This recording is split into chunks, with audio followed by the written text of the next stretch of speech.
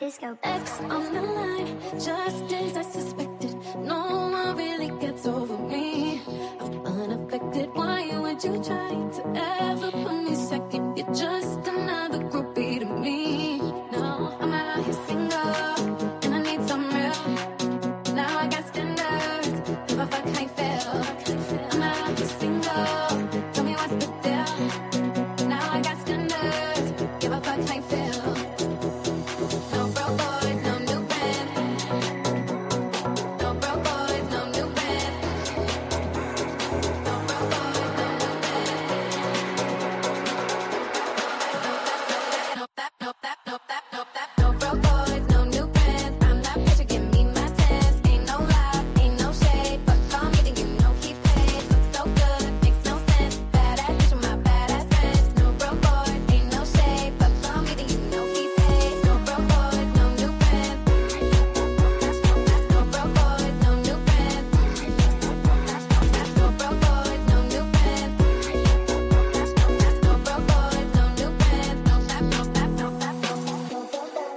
What's going on, everybody? Welcome to the Betting News Network. Excited to have you guys with us to finish off your Monday. May the 4th be with you.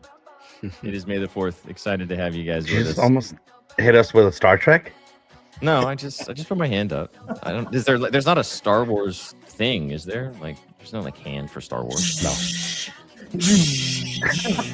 Yeah, there's that. There you go.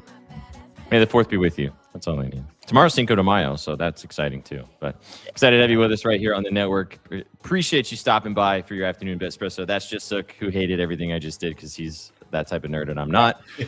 Sook Brar. That's Shaggy Bets, Mr. Nate Hornung. That's Danny Burke, everybody's favorite Danny. I'm just SPJ. What's up? How you guys doing? Welcome to the show. Excited to have you guys here. Boys, happy Monday. How we living? Doing good. I'm disappointed Shags isn't doing any fast food runs today, but we're on to the next challenge for him, and I'm excited to see what's going to unfold. Hey, I enjoyed my day without fried chicken. Let me just tell you that. Don't know what's for dinner. I know it's not going to be fried chicken, and I'm looking forward to it. That's for sure. I need to know, did you end up getting something different for lunch? You said you were going to do a burger from Five Guys. You said you possibly were going to do a sub. What did you end up doing in my no, the wife actually brought me home some pizza for lunch, which sufficed. So it was definitely not fried chicken, which is all I needed. So are you going to wake up tomorrow in like fried chicken sweats and like wish you had fried chicken?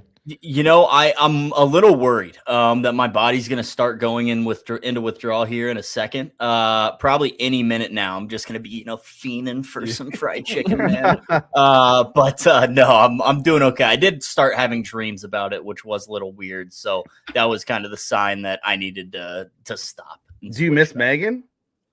I hope Megan had a great day at work. Didn't see her on the weekend. She just works Monday through Friday. Didn't see her today, obviously. So I hope she enjoyed her day back at the office. That is Raising Cane's. I need to know about the dream. So let's circle back to that. What exactly did this Cane's dream entail? Did it just you eating Cane's? Were you like riding a chicken through the sky? Like what was the No, it was really simple. It was just me sitting on my couch watching sports. I think I was watching playoff hockey or something, but I just had a bucket of fried chicken sitting next to me. Kind of like KFC, but it was obviously Raising Cane's, but it never ended. All right, I'm telling you, I ate my fill in chicken tenders. I'd look down and the bucket was still full. And apparently that was my punishment, was I had to sit there until it was empty, and it was never going to be empty. So does Cane's have bone-in checks? No, no. Cane's is very simple. They give you chicken tenders. Do you want 3, 4, or 6? Take your pick, and they'll slap them on a bun and call it a sandwich if you want to. And then you just decide fries, toast, slaw, and how many sauces can you fit in the bag. Very simple model that Cane's has. They keep it moving in the drive. It hits every time. It's just every time, man. So every consistent.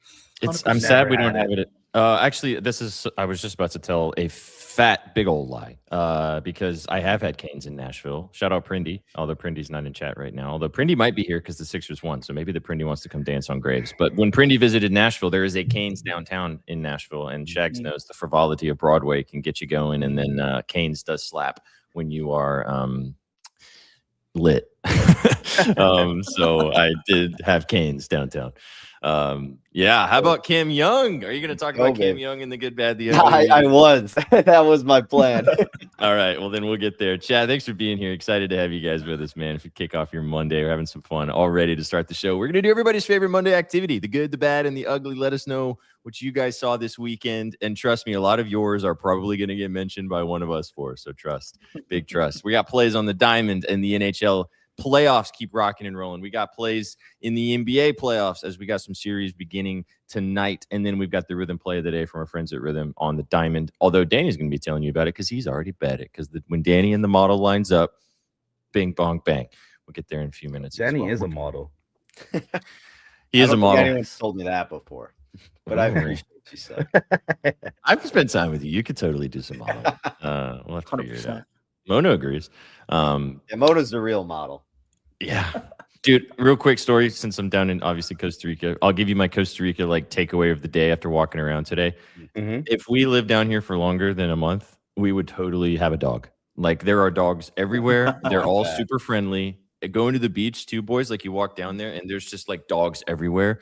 Oh, I'm in heaven as a dog lover. It's absolutely incredible. And the dogs, my mom's dog is from Puerto Rico. So she got rescued in the hurricane. So kind of similar vibes.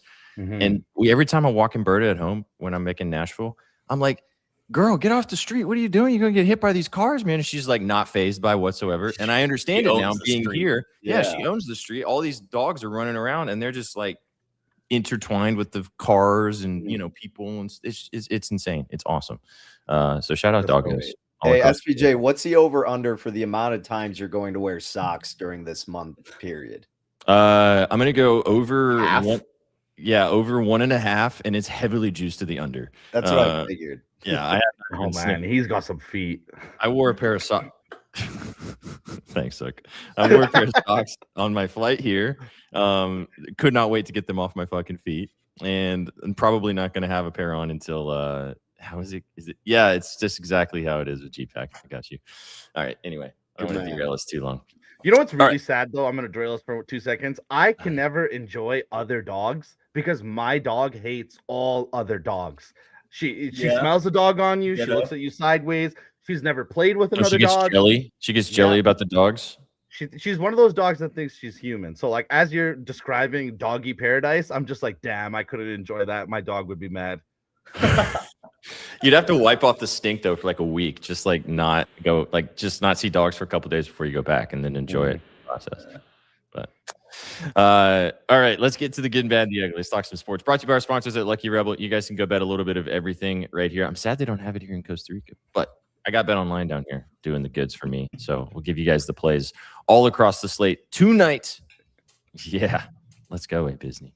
Hey, Alex, welcome to the show, big dog. All right, who wants to go first? Do you guys want to start with?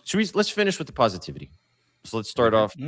Let's start off with the bad, go to the ugly, and then we'll finish it off with the good. So who wants to start it off in the bad category? I could start because mine is very short. Okay, love it. It's May the 4th, so that Mickey Mouse company has been on everybody's minds today. But my bad is Infinity Vision. This will be rolled out for premium large formats going into theaters this summer. Avengers Doomsday, you'll see that. A couple kids movies, you'll see that. But Infinity Vision isn't anything different. If you go and watch a movie at IMAX ratio is completely different.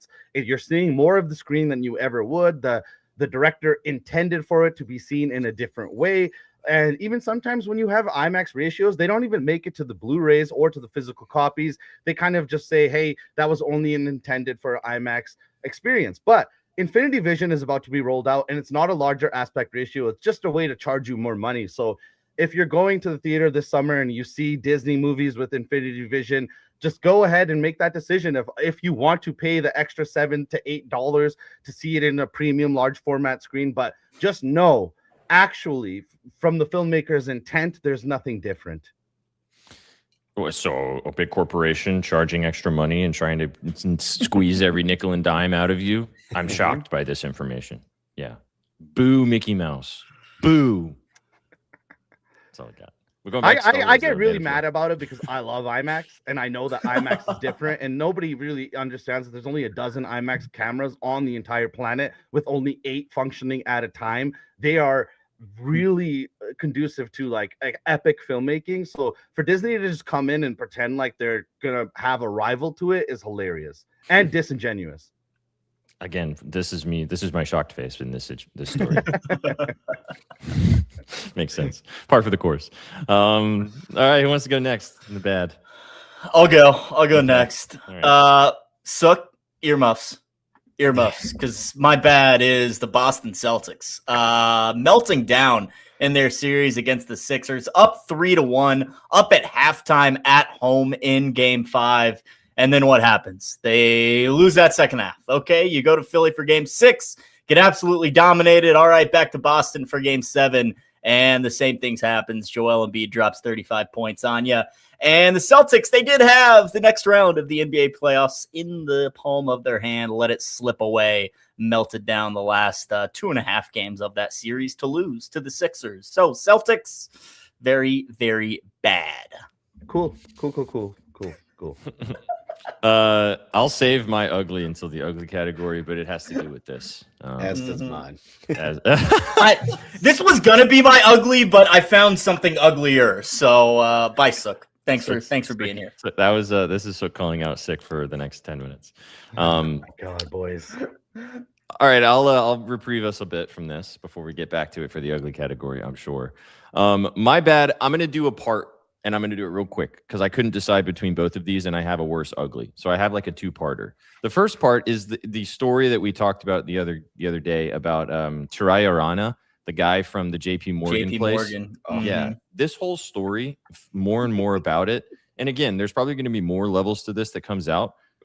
But holy shit, this guy sucks. I don't know what you guys have seen about it, but basically he made up the entire story about the colleague, like basically trying to, get him to be the little sexual pet. That was totally fabricated.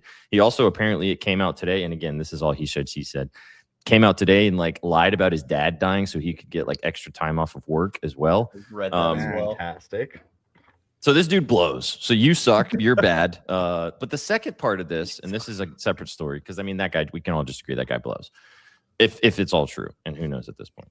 The second part is, I don't know if you guys saw this, but the Indiana Fever posted a big graphic on their social page, and it was completely AI generated. They basically had ChatGPT write it was like a chant basically, and it was long.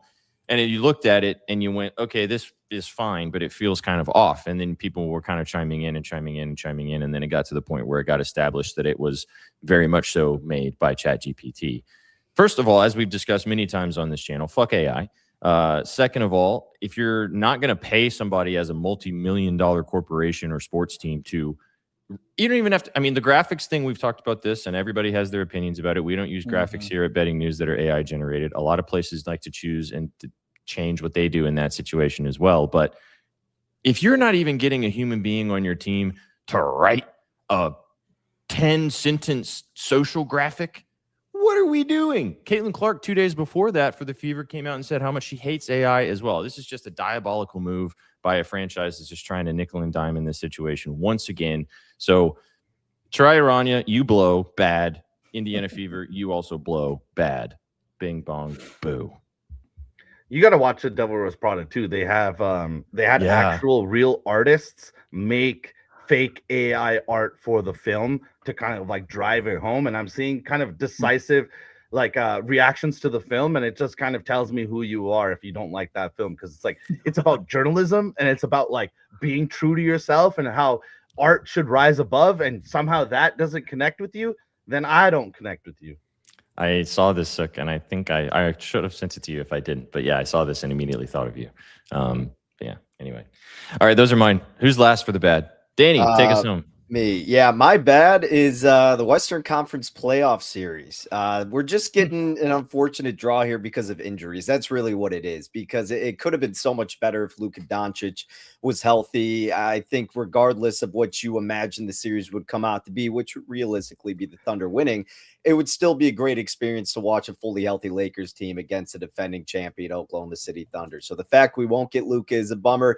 And then on the other side, we talked about this earlier, SPJ. I mean, Anthony Edwards, I haven't seen an update. He may very well play tonight. Realistically, probably plays at some point this series.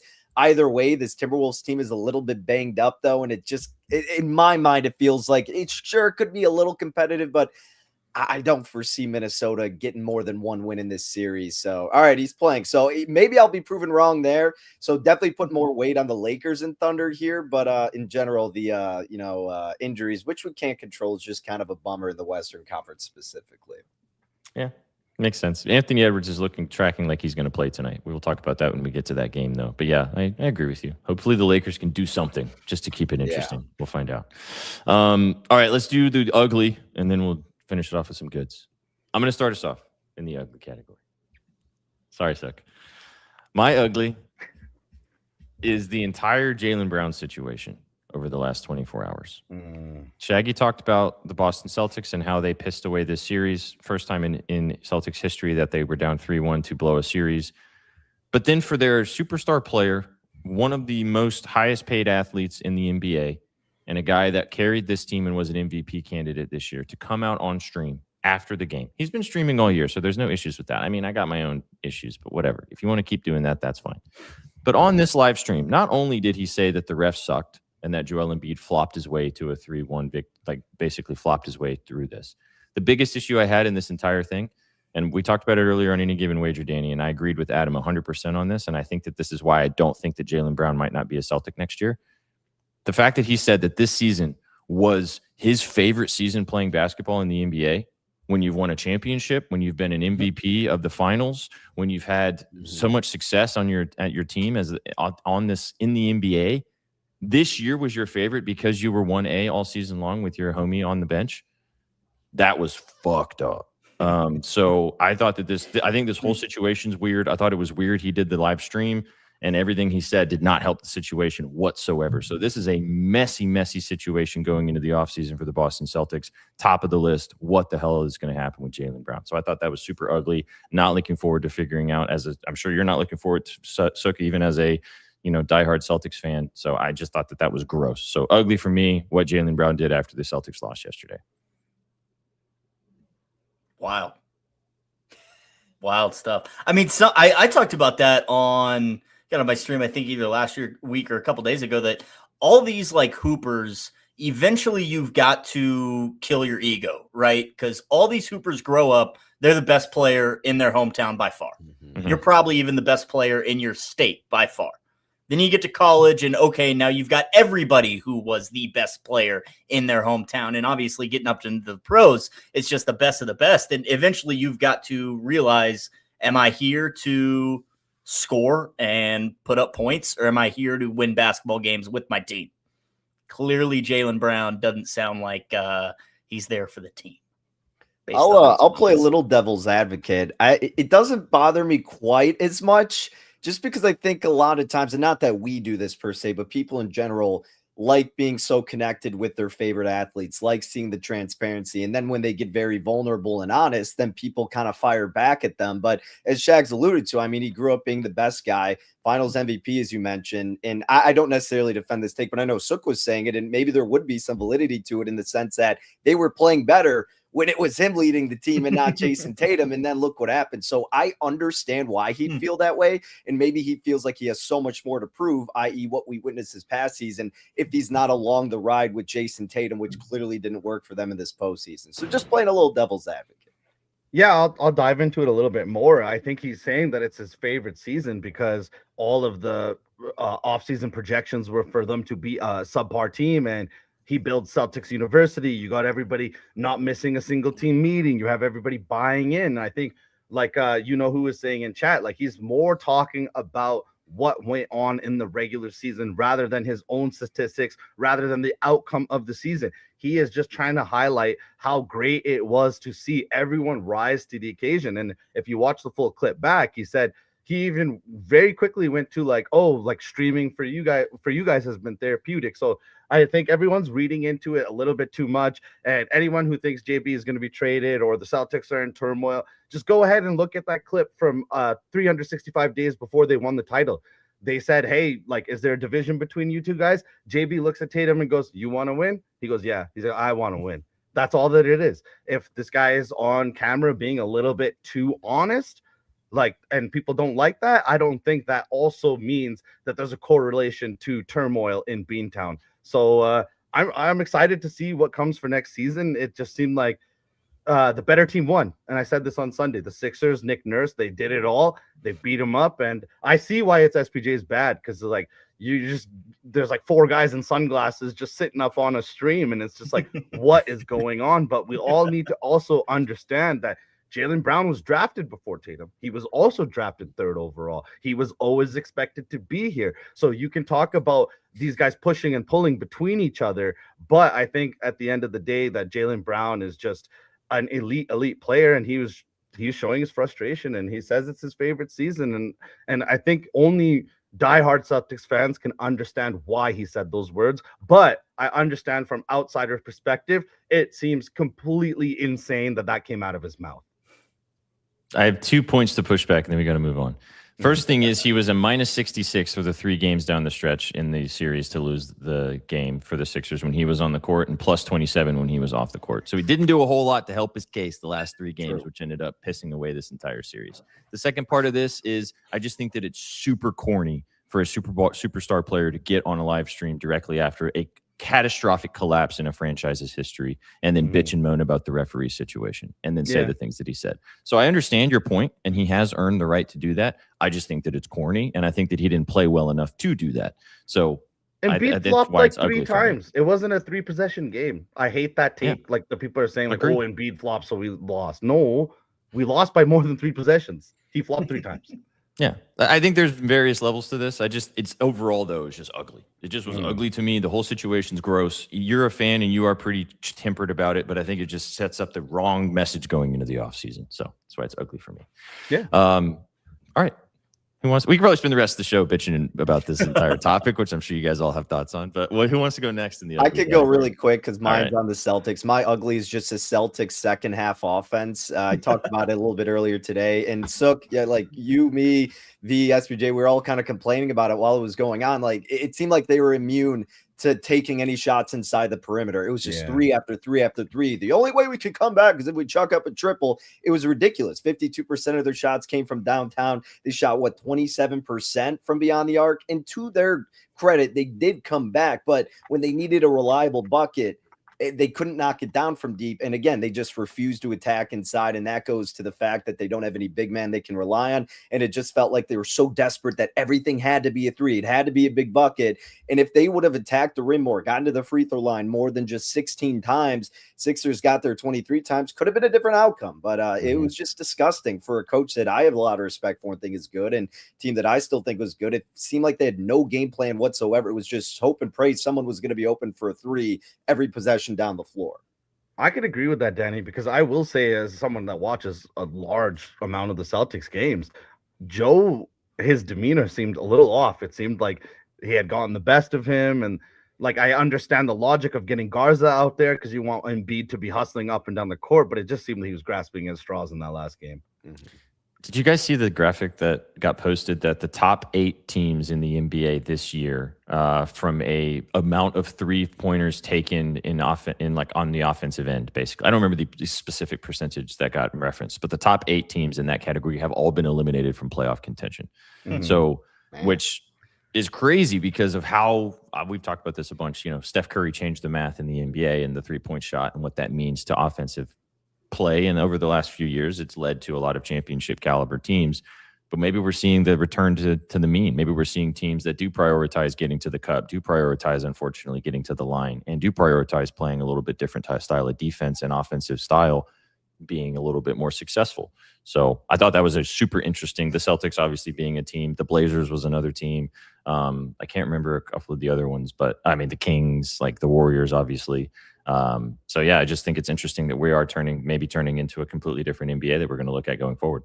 Yeah, and last point on the Celtics, just to defend them a little bit more, it's like we did the Anthony trade. Anthony was completely integral to our team. He was an incredible scorer, 18 points per game. We trade him away to get Vooch, and Vooch is not available. So we're down a rotational player while adding a high usage player. And I know Vsauce has gone somewhere, and he's definitely in the air flying back to California. But he would hate that I'm saying this, but I'm gonna say this again: Tatum should have never have came back. Hey, how about the plane just crashed that he's on because he ran up and down the aisles disagreeing with you. who would have thought that Luke Cornett coming from the Bulls to the Celtics would be better than Vooch coming from the Bulls to the Celtics? Mm-hmm. Big vibes. All right, two of you lads, who wants to go next in the ugly? I'll go ugly. Mine's pretty quick. Heading to the ice. Look, you've got Game 7 in Tampa Bay. You have arguably one of the best postseason goaltenders of all time on your side if you're the Tampa Bay Lightning, and you lose 2-1. So I can't decide what's uglier. Andrei Vasilevsky letting in 2 goals on only 9 shots from the Montreal Canadiens, or is it uglier that the Tampa Bay Lightning's offense couldn't do anything? And maybe it's just, this is the good, bad, and the ugly. Maybe it's just great that Jacob Dobesch saved 28 of 29 shots. But if you're Tampa Bay and you only allow 9 shots on goal in an entire playoff hockey match, you would expect to win that game. Andrei Vasilevsky, one of his worst games of his career. One of the goals was a tip in off his own guy. That's obviously sucks, and you can kind of forgive him for that one. But you would think holding a team to under 10 total shots on net would allow you to win the game. Should have been the case. That was not Andrei Vasilevsky. You had an ugly performance in Game 7. I retweeted a graphic this morning of Tiger Woods was one side, and it was the Avalanche 9 goals, and the other one was John Daly staring at him smoking a cig, and it said Montreal with 9 shots. And 9 shots. Absolutely wild. Crazy. Yeah, man. That's big facts. Big for the Habs. They were the last Canadian team to win the Stanley Cup, and they're still in it. Fuck you, Edmonton. MTL's got all our hopes. And a little subtle dig at Edmonton. Now you can just now continue to be a permanent Edmonton hater. So it's all the Habs now. Did you guys see the Marty St. Louis like post game speech, pulling out the fucking Wolf of Wall Street? Hell yeah, that was electric. Yeah, I can get down with that. All right now. All right, Sick, take us home. What's your ugly? Yeah, my ugly is staying on the ice. It's the Toronto Maple Leafs hiring Chakya. What are you doing? He was the youngest GM ever hired by the Arizona Coyotes. Quickly, a lot of stuff happened there. He was including tricking the owner, saying, I'm allowed to go talk to other teams and do interviews. The new owner of the Coyotes did not think that was regular practice, so he started inquiring, and then everyone started to find out that Chakya is an actual fucking con artist. And now the most powerful hockey team in the entire world has hired this grifter to be their GM, and they think that putting Matt Sundin next to him is somehow going to calm down the fan base. What are you guys doing? This guy hasn't done anything in the NHL. He literally was exiled. He had to be reinstated so he could be hired for this job. At the press conference, there was a reporter whose name escapes me, but his voice was so trembly, and he said, I talked to 20 different insiders in the NHL, prominent names everybody in this room would know. 19 of those 20 said Chakya is a salesman, a con artist, and is full of snake oil. Pelly, the fucking president of MLSE, his response was, I talked to different people. My God, Toronto, you are absolute laughingstock of an organization. In the offseason, it's coming up that you guys are talking to ChatGPT to make your decisions. And now ChatGPT asked you to hire a 36-year-old piece of shit. When he was straight up asked what happened in Arizona, he started fucking acting like he was the reason the team stayed in Arizona. He didn't answer the question. He started acting like, oh, yeah, like I made sure we had an arena deal, blah, blah, blah, blah. No, my guy, you're a grifter. You're a liar. Now, 10 years after you were the youngest GM ever, you're the dumbest GM ever to be fucking put in a position here, because the Toronto Maple Leafs need to make moves. They only have 2 years left with Austin Matthews. How are you going to make any moves when everyone in the whole fucking league hates your GM? Makes it tough.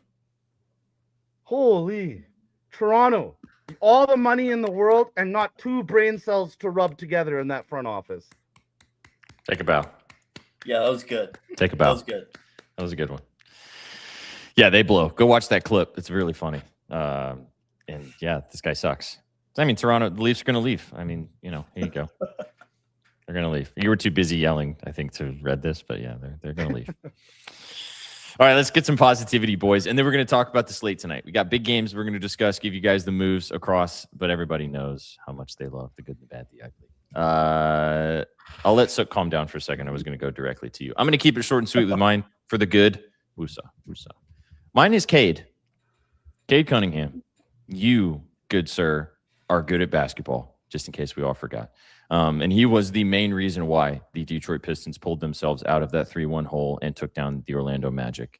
Cade Cunningham had dropped 107 points over those 3 games. Only 2 players have ever scored more in 5 to 7 of a series while overcoming a 3-1 deficit. LeBron James being one of them in that series in the finals against the Warriors, and Jamal Murray in the other one. 109 points in the 2020 round 1 versus the Jazz. So Cade played like an MVP candidate. He dragged this team to the next round, and I hope that other guys come along for the ride. Obviously, Tobias Harris was good too, but yeah, my good. Cade played like Cade. It was good to see. Good to see Duran finally wake up too. Yeah, dude, that guy was on some fucking NyQuil for 5 games. Get off the quill, big dog. You're going to need you. All right, who wants to go next? I'll go. Mine's pretty quick. Shout out the Spurs, not the San Antonio Spurs. Tottenham Hotspur. They get a win on the road against Aston Villa. Big road win in the EPL this weekend because Tottenham, guess what? You're now out of a relegation position. You're 1 point ahead of West Ham United with 3 matches to play. Finally back in control of their own destiny. So shout out the Spurs. They might actually be staying in the EPL next year. But yes, fine. As good as it could be. It's good for Tottenham. All right. It's good for Tottenham. Yeah. Hey, Man City. That was an honorary good. Thanks, Man City, for shitting the bed today. Siffer started it out like that. All right. DBL, let's have another minute to get back in the good zone. What's your good for us today, Big Dog? Yeah, Lucky brought it up in the chat. My good is Cam Young coming through for us. 13-1 odds. We finally got the winner on the links after enough bitching and complaining about getting screwed the other weeks leading up into it. We finally get our guy to come through, and it was honestly sweat free. I mean, he finished 19 under, and next closest might have been Scotty Scheffler at like 13 unders, maybe even worse than that. But shout out to Cam Young. He was our short shot play, won the Cadillac Championship at 13-1 odds. Man, he's having a great year. I mean, he won the Players, screwed us on Matt Fitzpatrick that tournament. But hey, tip the cap to Cam Young. Had the lead at the Masters, blew it on Sunday. I mean, he's been phenomenal, and he just added another win to his resume. Came through for us. So thank you, Cam Young. Looking forward to seeing what he can do for the rest of the year. It's good.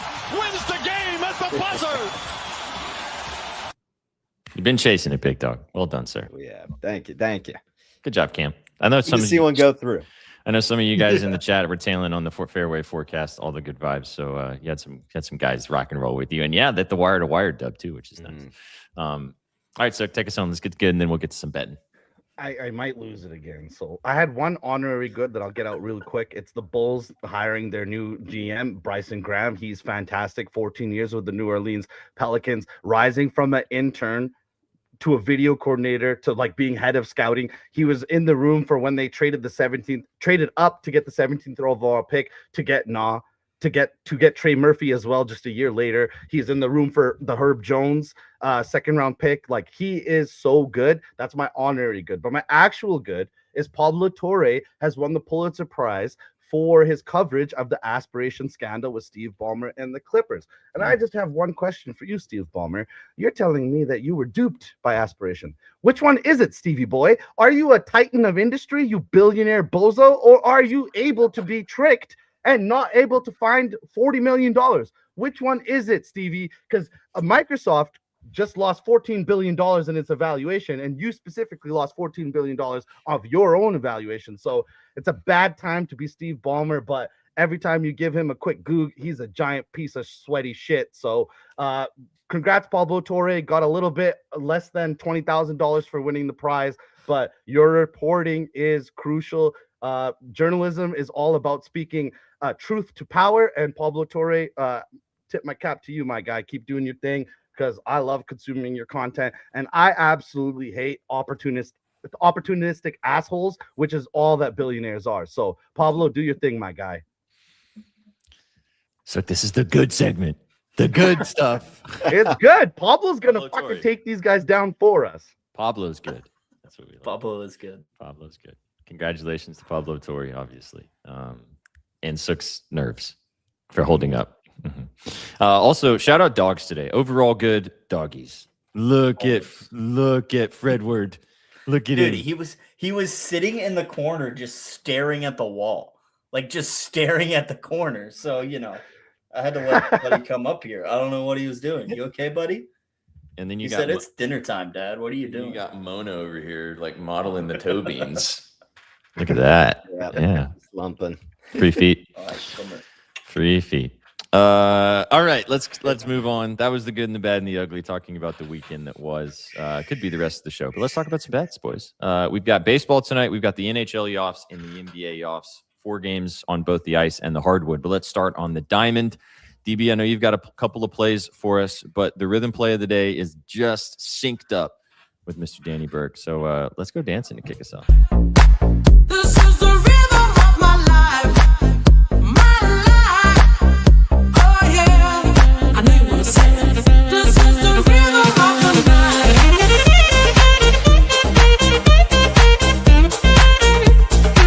This is the rhythm of my life.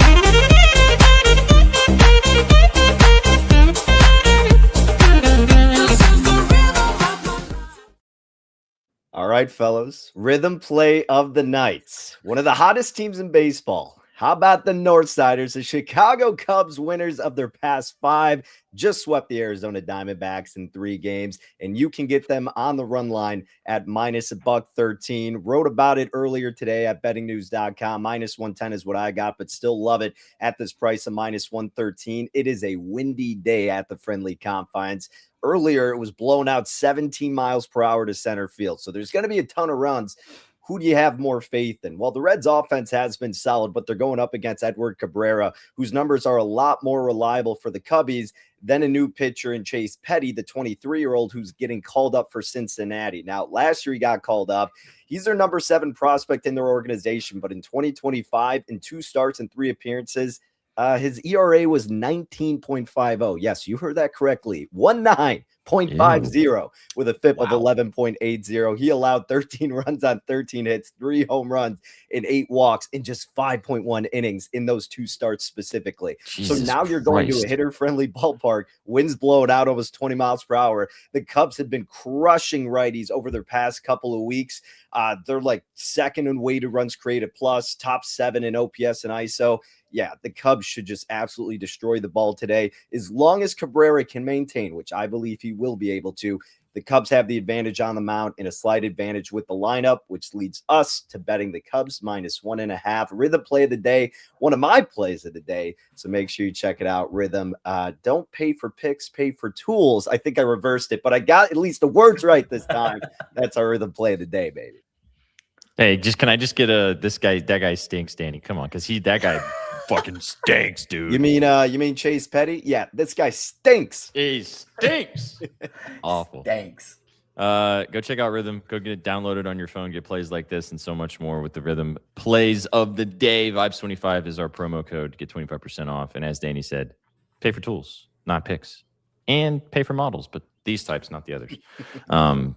Danny, you want to give us your other play on the diamond before we jump to the ice and the hardwood? I know you got another one for us. Yeah, for sure. Actually got a couple more. I'll rifle through these. First off, rest in peace to John Sterling, longtime broadcaster of the New York Yankees. Sad to see him pass away. Just one of the best in the game. Always look forward to hearing his calls, whenever something good happened at Yankee Stadium. Just a classic voice and will certainly be missed. And look, this Yankees team, they have been just as hot as the Cubs have been lately. I mean, they're dominating the Orioles in this series. They've won the past 3 games, excuse me. This is the 4th game, and they've got Cam Schlittler taking the bump, who's now apparently the favorite to win AL Cy Young, and it makes sense. I mean, this guy's like 26 years old, and he's been incredible through 7 starts. 4-1, 151 ERA, 154 FIP. His strikeout to walk ratio is above 27%. His whip is lower than .75. Great ground ball percentage. Home run rate sub 3%. You really can't poke any holes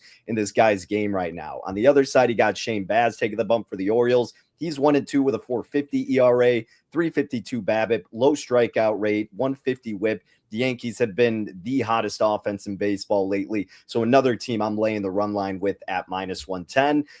Then the Brewers and Cardinals. I just took the over in this game, over 8.5. Chad Patrick taking the bump for the Brewers, 5.56 Sierra. That's skill interactive ERA, what his true ERA should be. 5.52 xFIP. He's not striking out anybody really. And the Cardinals top 7 in weighted runs created plus, OPS, and ISO against righties the past couple of weeks. And then the Cardinals are starting Kyle Leahy, I think is how you pronounce his name. He's 3-3 through 6 starts, also an ERA over 5.50, and an expected ERA even higher, over 6. The wind is blown out at Busch Stadium. I looked at the Brew Crew proper patch, but instead I don't want to trust Chad Patrick necessarily with his somewhat concerning numbers. So I just took the total going over 8.5. But if I had to pick a side, it would be Milwaukee. Danny, you are right. I mean, beautiful sell job on that Brewers over, because I looked at your scribbles actually, because I was looking at backing the Brewers in some way, shape, or form. And I took Patrick out of the equation. We just took the Brewers team total over the 4.5, got plus 104 for it. You said it. Kyle Leahy has not been good. 2 earned runs in all 6 of his starts, 3+ in 4 of his 6 starts as well, including giving up 7 earned runs in his last 2, 17 hits, 2 home runs, 3 walks in just 10.1 innings. His splits actually get worse at home where he's pitching tonight. Milwaukee 5th in the MLB over the past week in terms of batting average, 3rd in OBP. I think they'll put some runs on the board tonight. So Brewers team total, just like Danny's full game over. Love it. Let's go. Obviously, you can take the full game. You can take the Brewers. You can also ride the Cubbies. You can put the money lines of the Cubs and the Yankees together if you don't want to take the run lines on either one of those teams. Take it how you want to, chat. Put them together or tail them all individually and go peep the scripts as always. Any more diamond, or shall we finish off and move into the offs? Yeah, I got a couple diamond plays. Shut up. I'm joking. Yeah. I had SPJ for a second. I was not buying that in a second. Good try, though. I knew you didn't have no players. I was just going to see if you were going to keep going. Keep rolling with the joke. So let you just walk off the cliff. Yeah, I was just going to like, okay, what do we got, big dog? Set us up here. Take it away. Take it away. You want a solo screen while you sell it? Here you go. Oh, my God. Ah! All right, let's talk about the ice. Let's go to the ice and we'll finish off talking NBA. Yeah. Hey, man, Shag's pretty sharp on the player props. Hey, you never know. You never know. 2 games on the ice tonight as those Rays and Canes looking to stranglehold once again the Flyers. Shags, I know you have some thoughts on this game and this series. I had plays in the second game. I didn't really touch anything in this one. What do you like in this game? Yeah, I was hesitant to get involved because I do have 2 units on the Canes and the Avs in a series parlay, minus 108. So, already starting off hot with the Canes up 1-0. Avs got the win last night as well. So, little hesitant to get involved, but I am going to be watching. I did want some action, and I ended up going with a little very chalky Canes and Golden Knights.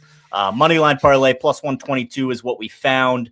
Again, I just think these 2 home teams can get the job done. I really like the Knights. So if the Flyers, and I told Chat this in the morning spread earlier today, if the Flyers somehow win, we're going to reload and fire on the Knights puck line at minus 1.5 at plus money to try and get our lick back. But I don't think that's going to happen. I like the Canes getting the job done early. And then Vegas pulls it off tonight. So give me Canes and the Knights moneyline parlay plus 122.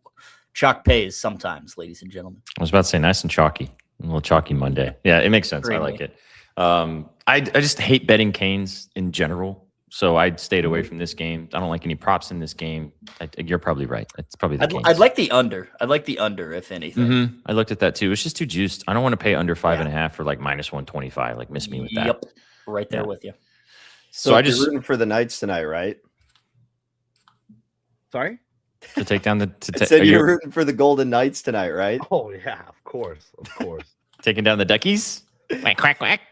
I just remember you got upset when I was wearing my jacket the other week, so just got to make sure support, baby. I've never met a Vegas Golden Knights fan in my life, so that was the first for everything. There you go. Danny's like an honorary Golden Right. Knights fan. I put my time in living there, so with the Blackhawks stinking, they're my backup. Padge, there's the final stats of the Canes week for you. Oh yeah, your post on the timeline. That was awesome. All right, I have one play in the second game, and I agree with you, Shags. I think that VGK should get the job done at home to kick off this series. I did this in the last series with the Wild and the Stars, and it was very successful for me, kind of taking two of the big guns and parlaying them together for some plus money. I tried to find somebody on the Duck side that I liked because I wanted to pair them with either Mark Stone or Jack Eichel. Unfortunately, Eichel's so juiced for an individual point, I couldn't find a pair. I like Lacombe a lot. He got the job done pretty well for the Ducks in the last series, and he's got good success against the Knights if you want to look at him for a point at the -130 price or even the assist at some plus money. But again, I really lean with VGK to kind of come out hot here and start this series, score some goals against the Ducks and really get rolling here. So I parlayed the two big guns. I put Mark Stone for a point, and then I took Jack Eichel for an assist, plus 110 value. Jack Eichel has an assist in 6 straight matchups with the Ducks. He's coming off games where he's had an assist in 3 straight, leading off the end of that series against the Mammoth. Mark Stone has points as well, and the last game, his only game against the Ducks this season, as he came off the IR with 2 points in that game. Again, if you can find a way to do this with Eichel for a point and you get it close to plus money, do that instead, because obviously he could score. But where I'm at right now, the point was way too juiced, so I couldn't get it down to a playable number. So I just took the assist. So if he scores 3 goals and he doesn't get an assist, then fuck me. But I think he should get an apple here tonight. Maybe it's on. All this could happen, as Betsky likes to say, when you staple these guys together. Maybe this all happens on one play. So we shall see. So yeah, I'm with you. I like the Knights too. If you just want to take the players out of it and roll with the Knights in some way as well. Bing bong. Okay. Anything else on the ice? So Danny, yeah. Danny, what was that? What are you sipping? Is that a iced coffee combination? Iced coffee in the Guinness cup is elite. Well, so what happens if I make a pot that's too big? Then by the end of the day, I just fill a glass cup with ice, put that in there. Maybe a little bit of honey. There you go. Get that going. Chat. Danny Burke. What's your middle name, Danny? Gary. It's my dad's name. Danny Gary Burke knows ball. Dude, yeah, and hey, if you don't want to finish it the rest of the day, still just put it in that fridge. Glass cup, put it in the fridge. Save it for the next you guys day. The next day. Danny and I are the same person when it comes to coffee. We are. We're gonna open up a shop at some point. We'll get something going. Chat, the two Dans coming to you live very soon at the coffee shop. Okay. Double D's coffee. Double D's indeed. Or Bailey's. This is also elite too, but we'll get there in a minute. All right, boys, let's finish off. Let's talk basketball, the hoops tonight. First game on the docket in the opening round of the Eastern and Western Conference semifinals. Kind of interesting to me that the Knicks get a little bit more rest and the Sixers have to jump straight into this series after a really long series against the Celtics. So I wonder if that's going to play a factor here tonight. We shall find out. Full complement of players on both sides. Knicks 7.5-point favorites against the Sixers as 7.5-point doggies coming into the Garden. 213.5-point total here. It's looking all things like Embiid is going to play. He is probable. However, obviously keep an eye on that as we get closer to tip-off here. I think he's going to play. I would assume we all kind of feel that way too. Nobody is missing on the Knicks side, so full complement of players there. Who wants to go first? I have some plays. I'm sure we all have thoughts on this game. Who wants to kind of kick us off here and kind of what we're seeing in the first game of the Eastern Conference semis? I'll start. We got 2 teams, hot as hell, coming off 3 straight wins. I want no part of game 1. You guys take it away. Nice and easy, Shags. Thanks so much. All right. Danny, what you thinking? I'm excited to watch this game. I don't really have too much action. I do have a bet, but it's kind of just more so a sprinkle, and it was based on the number in opportunities, and that is Joel Embiid over 1.5 3-pointers. Now, earlier in the day, it was plus 145. So we always talk about the importance of shopping around, and some books offer these better odds than others. And if it's like, I haven't checked lately, but if it's only like plus 105 or even money, I probably wouldn't dabble with it. But 20% of his shots are coming from beyond the arc, and that's most of his career these past 2 seasons. Now, you mentioned coming off a tough series. It's a quick turnaround, so it may be a bit more, weary legs there, and he may be settling a tad bit. He's still taking 5 shots per game over the last 3 from deep, so the opportunities may be there. And again, based on the price, I thought it was an appealing bet, so I sprinkled a little bit. It's not the one I'm most passionate about tonight, but the only thing that really stood out to me, I do think the Knicks take care of business in terms of the spread. It does feel a little steep. Like Austin said, I think if you like the Sixers, the first half seems like it would be a little bit more appealing. You get those juices flowing, but then again, that fatigue from such a long series maybe starts to come out to play in the second half, and the Knicks can rally behind the home crowd. But I do think the Knicks, so I think it's chalk tonight. Moneyline parlay favorite. I hate saying it, but that's the only thing I would do if I'm doing anything with the sides. Sweet. Nice. Perfect for me to go next then. Sixers plus 7. I just think they nullify a lot of the things that the Knicks can do well. I think they will be the more prepared coaching staff. And I do think that the Philadelphia 76ers, a lot of this stuff is being kind of overblown of what happened in that series. But we need to tip our caps to Paul George, playing 40 minutes, only taking 10 shots, playing elite defense. A guy like Kelly Oubre, who averaged 20 in the association, he's also playing a 3-and-D role. And VJ Edgecombe, the Bimini D Wade, continues to progress and show that he's an elite level athlete. And boys, one day VJ Edgecombe is going to realize that he can just run down the court every single time. And once that happens, then he's going to average 30 in the association. So I think these Philadelphia 76ers finally getting out of that first round, losing 3 times to the Celtics prior than this. I feel like all the momentum is on the Sixers side. And just to be honest, I'm a generational Knicks hater, so maybe don't tail this. Adam saying earlier today that he hated the Sixers more than the Knicks was very surprising to me as a Celtics fan. I was like, okay, interesting. Can't hate the just projecting about his hatred for his own team, I think. Yeah. Everybody copes differently, Right. It's also the Northeast. It's so crowded up there, right? They don't have the wide open just spaces like us in the Mid-East, so they all hate each other.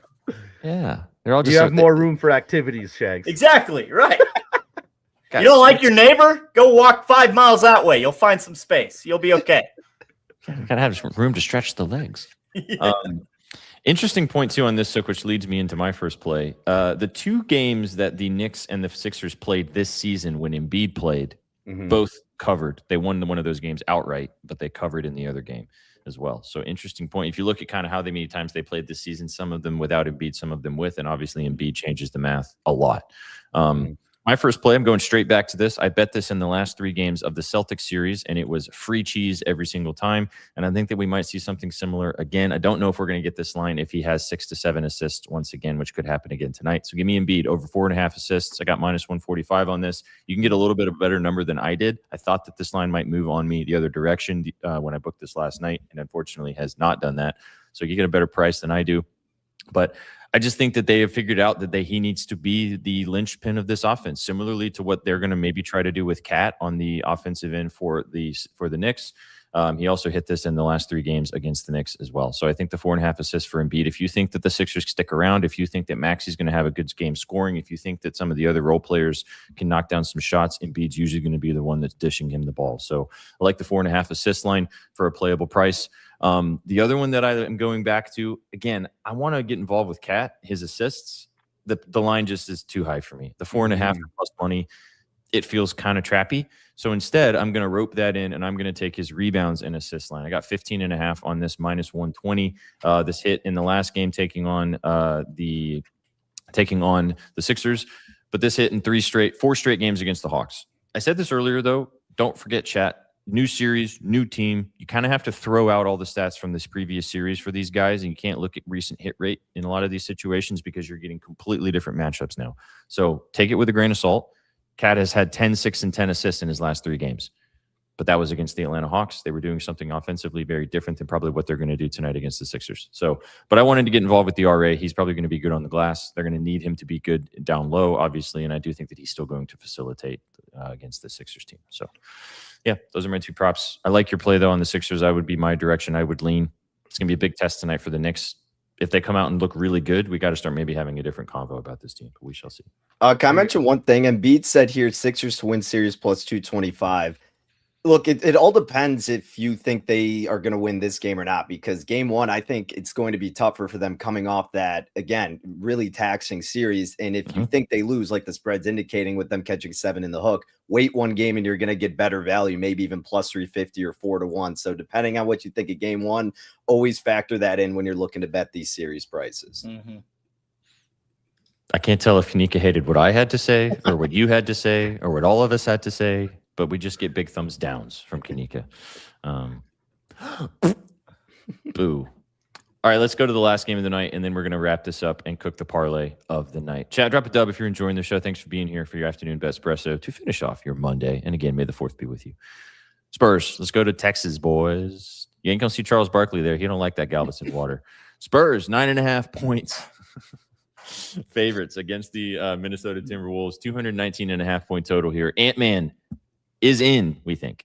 He's looking like he's going to play in game 1. He responded really well to treatment. It's looking like he's going to give it a go tonight after having a full workout earlier today and shoot around. So be on the lookout for news on the official announcement that Anthony Edwards will be in. Pay attention to that. Full complement of players on both sides. No Io, though, besides that for the Wolves. Everybody on the Spurs side of things is a healthy go. I got a side / total. Chad, I've been overtaken by the Costa Rican sun. I like the under in this game. 218 is the line that I got. Obviously, take the 219.5 if you would like. This line has only moved up a point since earlier today with the Anthony Edwards news. I just think that this game is going to be very defensive. You have a young team in the Spurs coming into the playoffs. Maybe they start out a little bit hot, but I do think maybe they're going to be missing some shots down the stretch. Wolves, one of the better defensive teams that they would have seen. I think this is just going to be a physical battle between both of these teams. Both of these teams also not very good shooting the 3 ball. They don't really have good, efficient 3-point shooting on either side consistently, especially with no DiVincenzo on the Minnesota side. The Spurs can have some guys that can hit some shots and stretches, but you don't really have a lot of good 3-point shooting on either side. I just think this is going to be a war. All three of the 4 games with these guys in the regular season, boys, absolutely cruised over this total. So maybe I look like an idiot, but I think we may not even get over the 210 line here. I think this game goes under 210, and I think that it's a nice defensive battle to start off game 1. So give me the under in this game from a side or a total. Wow. A non-prop. Incredible. I know, Shags, right? You impressed? 3 years, man. It. 3 years, baby. I'm all for it. I can go next because my place. We ain't putting this in the fucking parlay, though. I'm telling you that right now. This is probably yes, we are. We don't have enough. Yes, we are. Parlay. What are we doing? Why are you selling it if it's not available for the parlay? No, that's absolutely going in the parlay. Are you kidding me? How often does SPJ not only sell you a non-prop, but it's an under as well? That's absolutely going in the parlay. No questions asked. Fair enough. Can't pitch it if it's not parlay eligible. All right, B-Dot. Exactly. I'll go quick because mine's very easy. This is turning into a morning spread system play. But my head NBA quant, Austin, he likes the Spurs in the second quarter. What happens when he likes a team on the second quarter spread? We take the first half spread, and typically it's worked out. We waited. We were smart. We got the Spurs first half minus the 5.5, minus 108, still available. We were looking at 6.5 earlier, waited thankfully for that Ant news, got this to tick down an extra point. Spurs just start out hot, please and thank you. Win by 6 in the first half. That's all we got. All right now.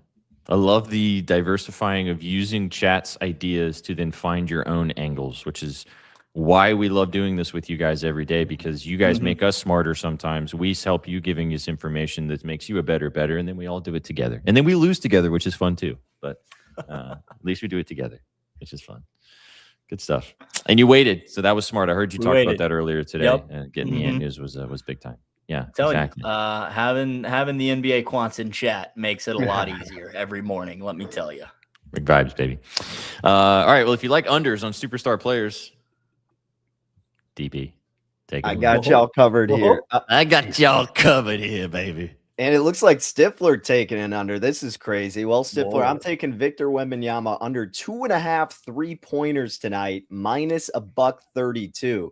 Now, Sook, call me crazy here, but I think this line is crazy. What are we talking about with Victor being at 2.5? I mean, he went 5 of 6 in game 1 in the last series, but he only hit 2 total threes the remainder of the time. And during the season, he averaged less than 2 makes on only 5.5 attempts. This postseason in 4 games, 1.8 on 3.3 attempts. Minnesota defensively during the postseason. And again, every series is different, as SPJ alluded to, but they were allowing just 35% of looks to come from beyond the arc. An opponent made just 31.4% of them, being Denver, of course. During the regular season, the Timberwolves were second in three-point shot rate during the regular season allowed at 35%, 13th in opponent three-point field goal percentage at 35.8%. So they're already a good perimeter defense. Wemby's not a reliable three-point scoring threat. And I told SPJ earlier today, if he goes over it, so be it. I'll back it again at a better price.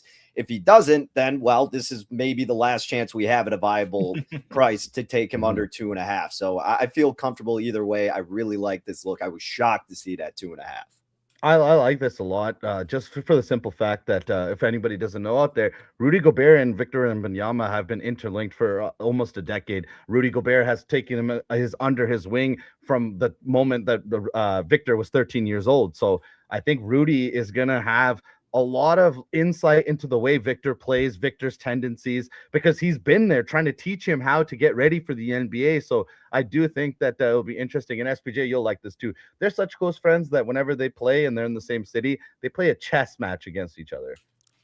You guys are going to get to watch Sick and I do that too. I'm not playing you. Live on the channel.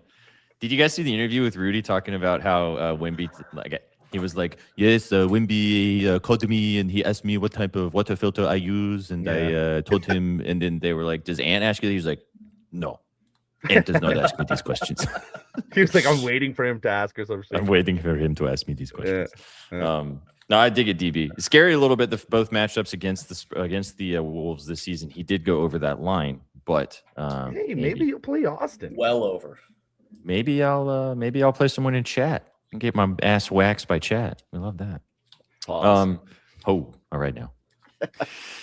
So I have another play, but so what are your thoughts on this game? What do you like in this one?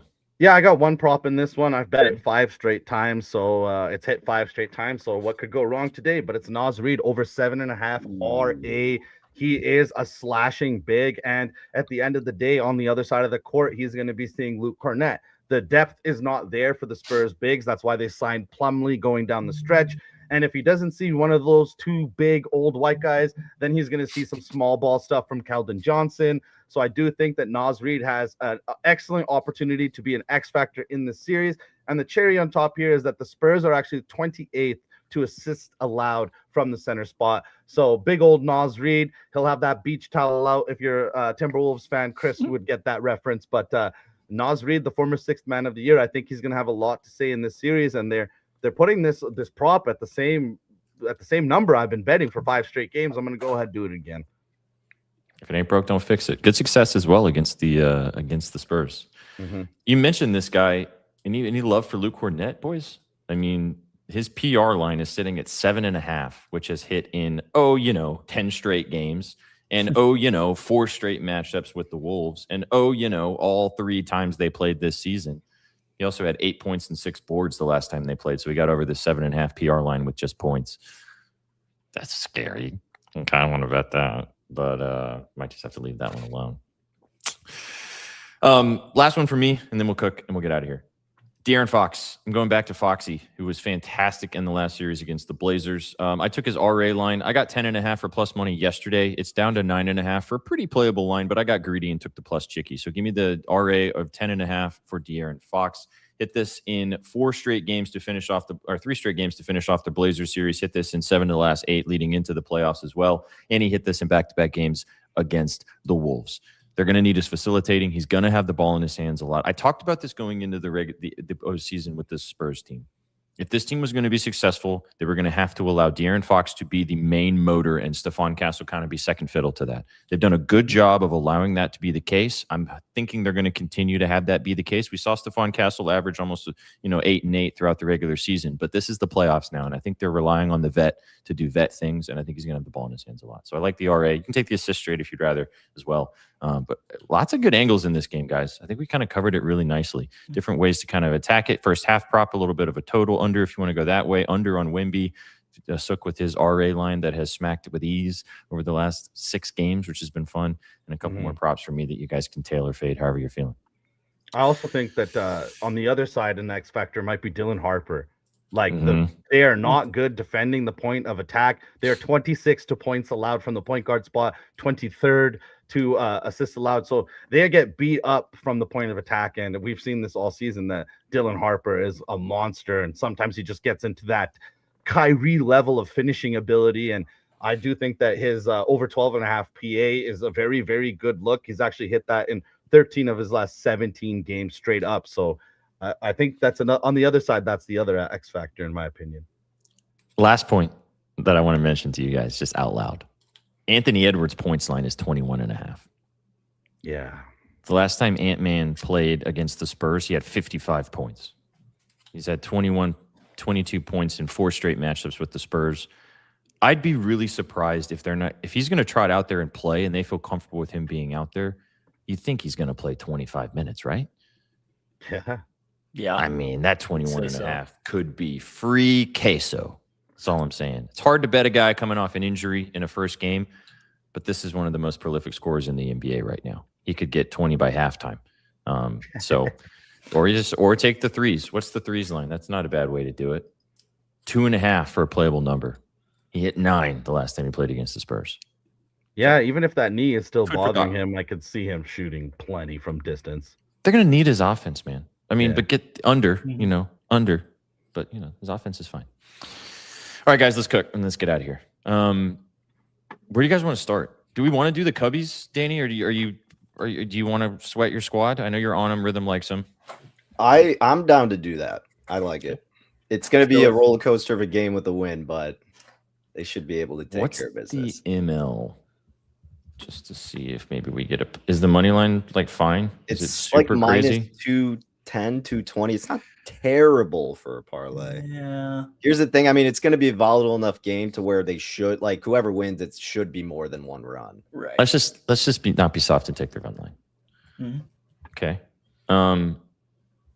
Do we want to do anything on the ice? I know you guys both like plays in baseball, but I feel like 2 baseball plays with a lot of hockey and NBA, it feels like a little bit one aggressive. baseball seems Oh, yeah. Cubs is fine. Shags, do you like? I mean, I don't hate the Knights minus If you'd- 165. If you'd want to throw the Knights money line in there to get some hockey, I'm down with that. I'd endorse it. Are you good with that, Sook? Yeah. Maybe the ghost of Gordon Bombay gets them the W, but I don't know. Dude. Sook hates that play, but we're gonna roll with it. All right, basketball. Spurs Wolves under. Okay. Yeah. All right. We'll go there. Under 219.5. We're getting a little better number than I did earlier, so that's good. Extra point. And then Knicks Sixers. Do we take the Knicks? Do we take the Sixers and the points? Did you guys like Embiid's assists? I do like Embiid's assist. I kind of outside of analysis. I mean, at this point, it's crazy. It's still at 4.5. So I'm kind of down with that. Are you If good I'm with going that, to Shags? sweat it It out, is. I'd rather do it in a parlay. So There it is. Embiid. Please pass the ball, Joel, and don't get hurt. That's the other thing. Please and thank you. Let me see if I can add this in here.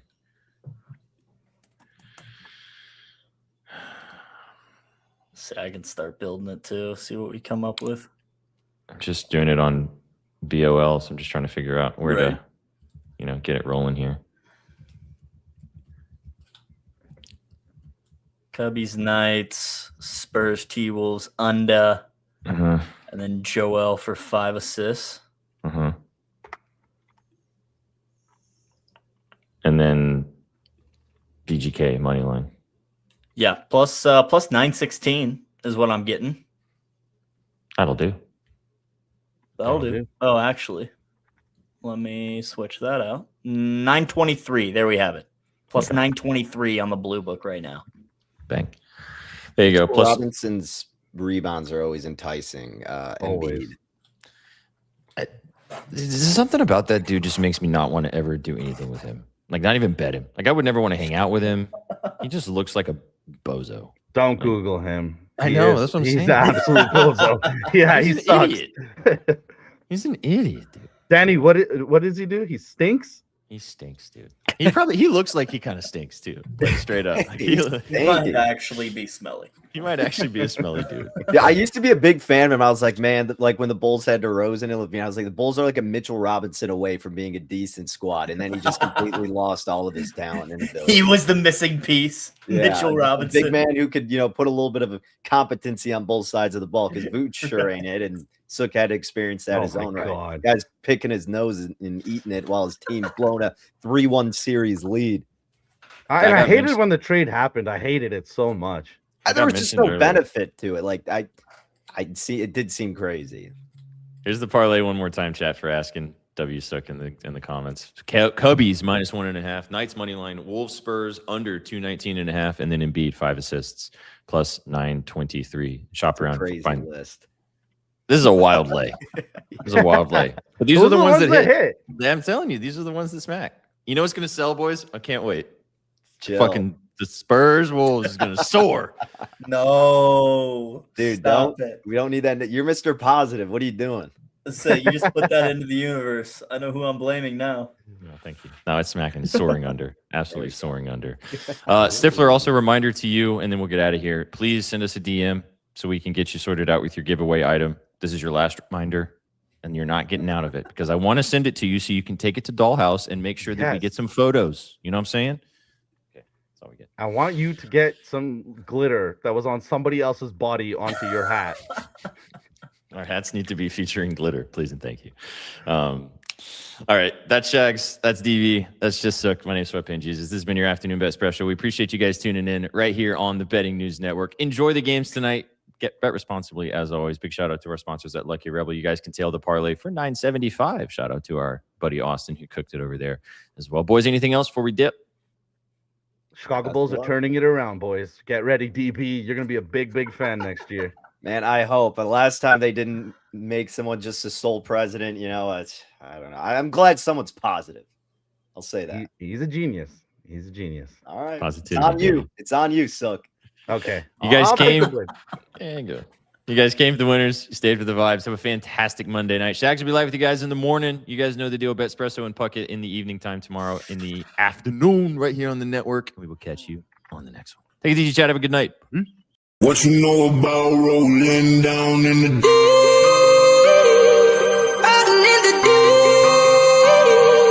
down in the